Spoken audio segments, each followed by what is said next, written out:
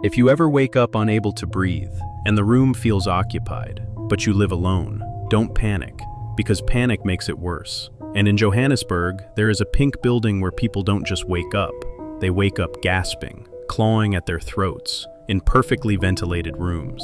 Before it was apartments, before it had polished floors and modern doors, it was a tuberculosis sanatorium. And tuberculosis is not a loud death. It is slow, it is patient. It sits in the lungs and waits. In the early 1900s, the sick were brought to this mansion on a hill. They arrived coughing, they left silent, or they didn't leave at all. Doctors believed cold night air could cure infected lungs. So patients were arranged on open balconies, rows of fragile bodies, wrapped in blankets, listening to each other struggle for oxygen in the dark. Imagine lying there, too weak to sit up, hearing the person beside you choke, and knowing you were next. Some died peacefully, some didn't. Nurses began noticing something they never wrote in reports.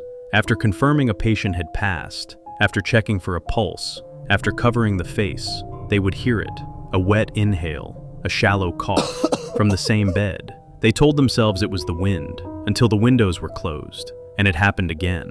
Footsteps were heard in corridors that had already been cleared. Doors would open slowly, not forced, not slammed, just gently pushed, as if someone thin and exhausted was leaning against them. Patients still alive reported seeing a figure at night, tall, abnormally thin, standing near the balcony railing, watching. When nurses rushed in, there was no one there, but the temperature in the room would drop instantly, cold enough to see breath, inside. Then there were the basement procedures. Early medicine was desperate, aggressive, experimental. Patients whose lungs were collapsing were subjected to extreme interventions, some restrained, some conscious, some begging. Records from that period are incomplete, which means some stories were buried with the bodies. When the sanatorium finally closed, locals said the coughing stopped. But buildings absorb things, sound, suffering, memory, and sometimes they replay it. Years later, families moved in. They painted over the walls, installed new lights, hung family photos.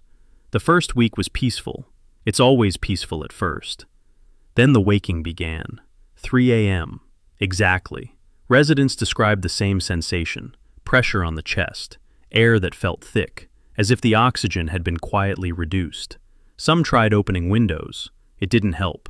One man reported sitting upright in bed, certain someone was standing in the corner of the room. He couldn't see a face, just a tall outline. Too thin to be healthy, too still to be human. He blinked, it remained. He reached for the light, it disappeared. Children described the balcony man. They said he watched them sleep. Parents dismissed it, until their children began coughing at night. Deep, violent, desperate.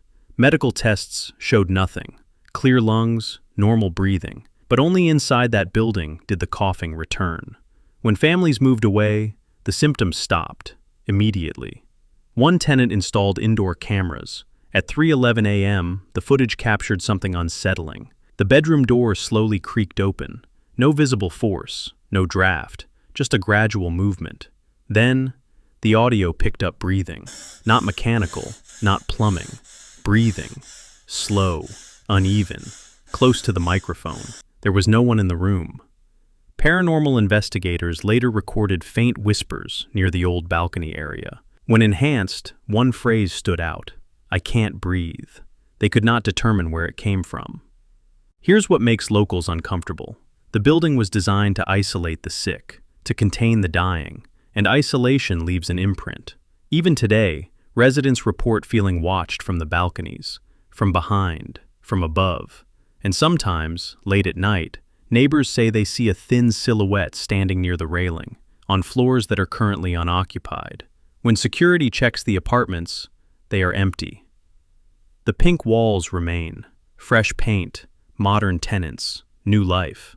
But at 3 a.m., the building still seems to remember what it was built for, a place where people came to breathe and slowly ran out of air. So if you ever find yourself waking up there, struggling, reaching for oxygen that should be there, ask yourself something. Are you alone, or is the building still counting patients? If you found this video interesting, then like, subscribe, and hit the notification bell for more content like this.